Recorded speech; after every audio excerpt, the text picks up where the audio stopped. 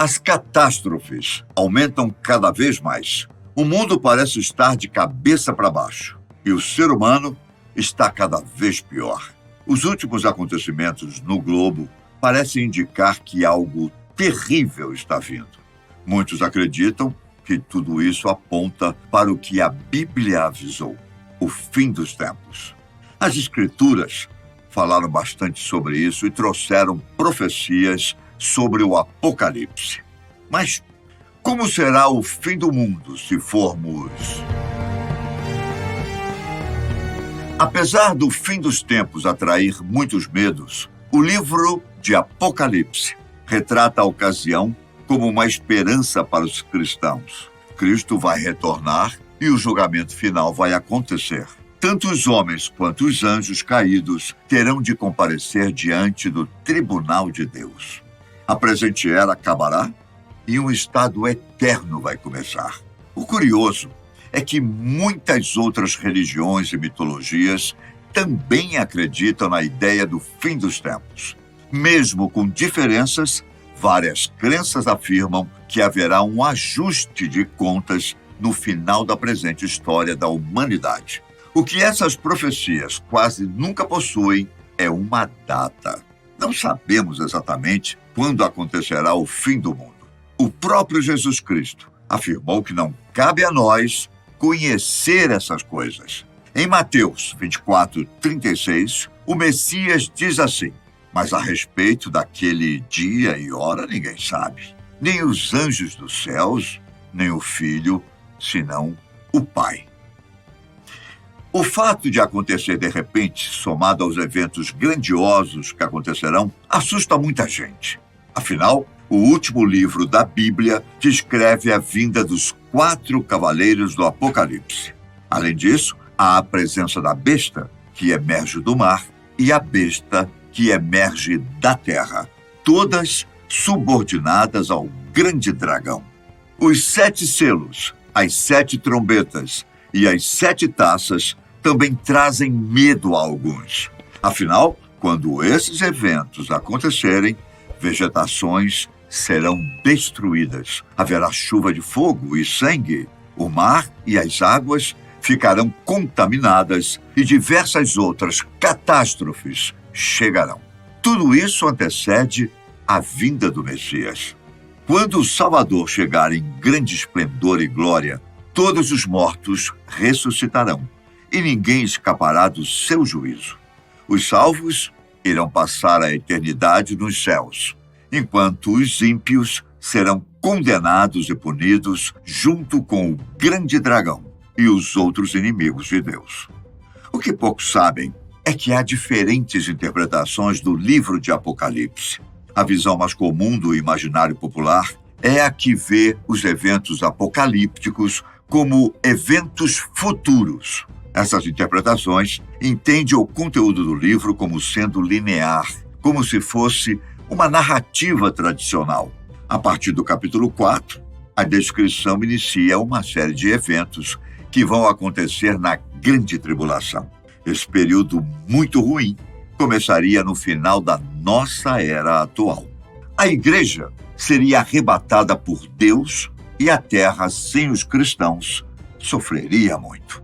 No final desse período, aconteceria a abertura dos selos, o toque das trombetas e o derramamento das taças. Portanto, para essa visão futurista, o texto de Apocalipse é literal e não simbólico. A visão historicista discorda disso. Para ela, o livro possui um paralelismo progressivo, ou seja, tem seções paralelas que contam a mesma história, que começa na primeira vinda e termina na segunda vinda de Cristo. A mesma história, contada várias vezes, vai se tornando mais complexa no avançar do livro. No final, a mensagem completa da revelação é dada. Nesse caso, os eventos dos selos, trombetas e taças não são literais e nem estão em ordem cronológica no livro. Para essa visão, a grande tribulação já começou e os eventos do mundo atual já apontam para a volta do Cristo.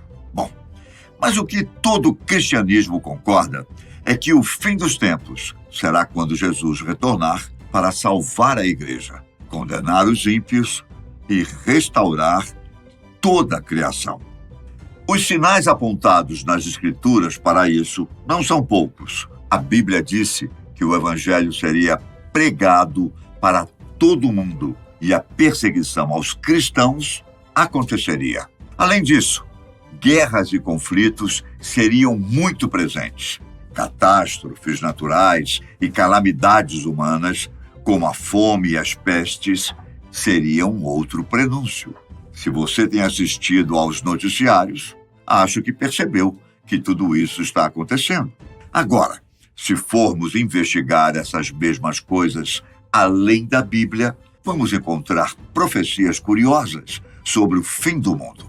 O que acha de um Deus bondoso que ressuscita e governa a nova criação vinda depois do Apocalipse? Não, eu não estou falando do cristianismo, mas sim da mitologia nórdica. A profecia de fim dos tempos dos escandinavos se chamava Ragnarok, o destino dos deuses. Na profecia nórdica, um rigoroso e longo inverno chamado Fimbulwinter antecederia o fim. O sol e a lua seriam devorados por 2 lobos enormes, o que traria escuridão acompanhada de muito frio. Tudo isso apontaria para a grande batalha final entre o bem e o mal. As forças do caos, lideradas por Loki, investiriam contra a ordem dos deuses lideradas por Odin. Os deuses precisariam enfrentar gigantes, monstros, um exército de mortos e o próprio Loki no Ragnarok. Assim como no cristianismo, há a presença de uma trombeta. Quando Heimdall, o arauto de Odin, tocasse sua trombeta, a batalha se iniciaria. O pai de todos e líder dos deuses nórdicos seria vencido por Fenrir, um lobo gigantesco, filho de Loki. O deus do trovão, Thor, lutaria com outra cria do inimigo, a serpente enorme Jormungand. Nessa batalha, tanto o deus quanto a cobra morreriam. Já Loki enfrentaria o próprio Heimdall em uma batalha que traria a morte para os dois. No final, o gigante de fogo, Surt, usaria sua espada flamejante para queimar todo mundo.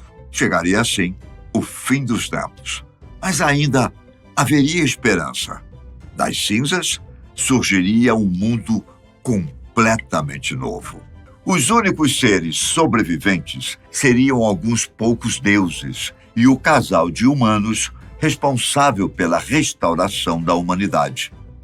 Ainda por cima, o filho de Odin, Baldur, voltaria dos mortos. Ele, que tinha sido morto por Loki, ressuscita e se torna um novo rei dos deuses. Com essa liderança, o mundo recomeçaria. Notou alguma semelhança com o Apocalipse? Se formos para o hinduísmo, encontraremos semelhanças tanto com o cristianismo como com a mitologia nórdica.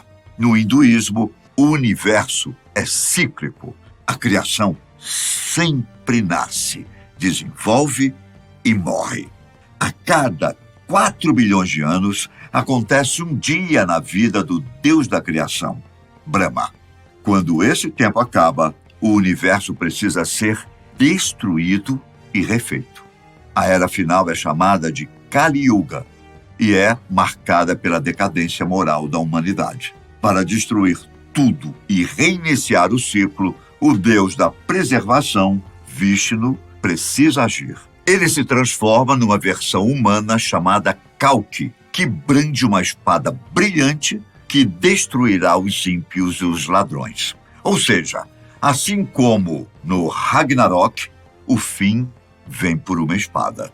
Além disso, Kalki, um humano de origem divina, também é representado com um cavalo branco. Isso coloca muito próximo da figura de Cristo, que é um Deus em forma de homem, representado com um cavalo branco em Apocalipse, de acordo com algumas interpretações.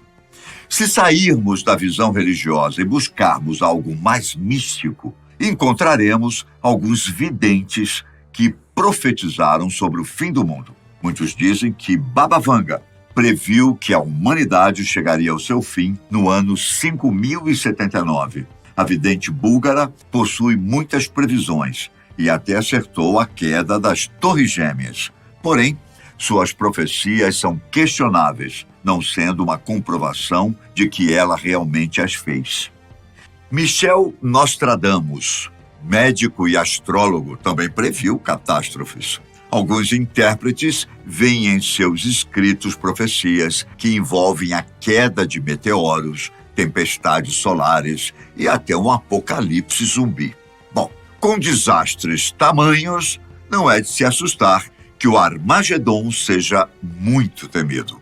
Seja por fogo, inverno, meteoro, vinda de Jesus ou uma espada gigante, o fim do mundo parece uma realidade para grande parte das crenças. Ciência, religião e misticismo enxergam um futuro em que nosso mundo deixará de ser o que conhecemos. Quanto às Escrituras, o que elas dizem é que o fim dos tempos está próximo. A questão é: você está preparado?